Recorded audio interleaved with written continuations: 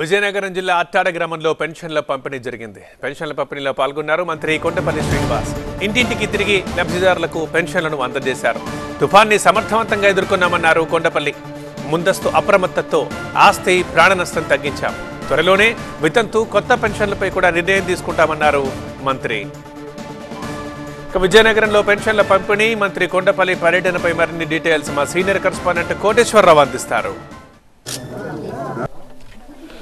విజయనగరం జిల్లా వ్యాప్తంగా విస్తృతంగా పెన్షన్ల పంపిణీ జరుగుతుంది. తెల్లవారుజామున 5 గంటల నుంచి ప్రభుత్వ సిబ్బంది లబ్ధిదారుల ఇళ్లకి నేరుగా వెళ్లి పెన్షన్ల పంపిణీ చేస్తున్నారు.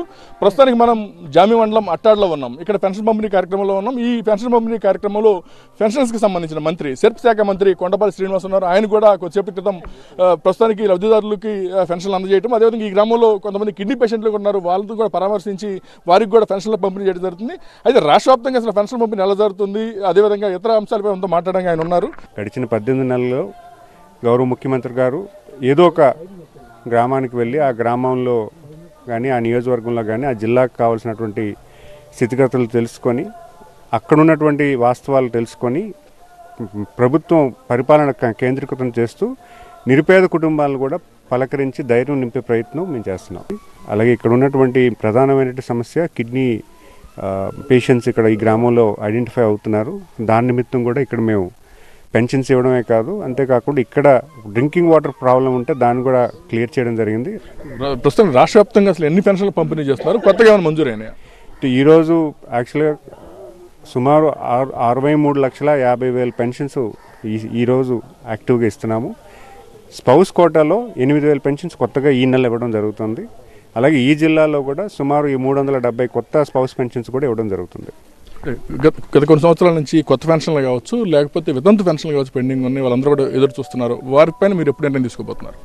గౌరవ ముఖ్యమంత్రి గారు రీసెంట్గా ఒక 1 వీక్లో మాకు రివ్యూ చేసుకోవడం కూడా జరిగింది. మేము తక్కువ వ్యవధిలోనే కొత్త పెన్షన్స్ ఇవ్వడానికి కూడా అప్లికేషన్స్ తీసుకోవడానికి కూడా మేము కార్యాచరణ చేస్తున్నాం. ప్రధానంగా ప్రతిపక్షం పెన్షన్లు తీసేస్తున్నారని కావచ్చు, లేకపోతే అనేక రకమైన విమర్శలు చేస్తున్నారు, దానిపైన మీరేమంటారు?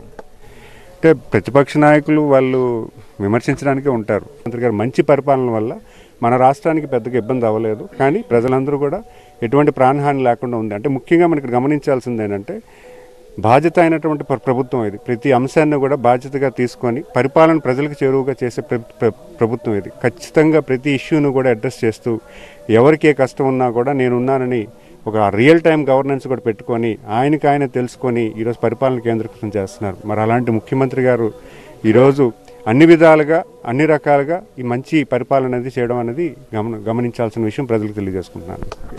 ఇది పరిస్థితి. త్వరలో వితంతులకు సంబంధించి కావచ్చు, లేకపోతే ఇతరత్ర అన్ని విషయాలపైన కూడా నిర్ణయం తీసుకోబోతున్నట్లు ముఖ్యమంత్రి చంద్రబాబు కూడా ఇటీవల రివ్యూ ఏర్పాటు చేసినట్టు కూడా చెప్తున్నారు మంత్రి కొండపల్లి శ్రీనివాస్. ఇది ఇక్కడ పరిస్థితి. కేవలం శ్రీనివాస్తో కోర్సులో TV9 విజయనగరం జిల్లా.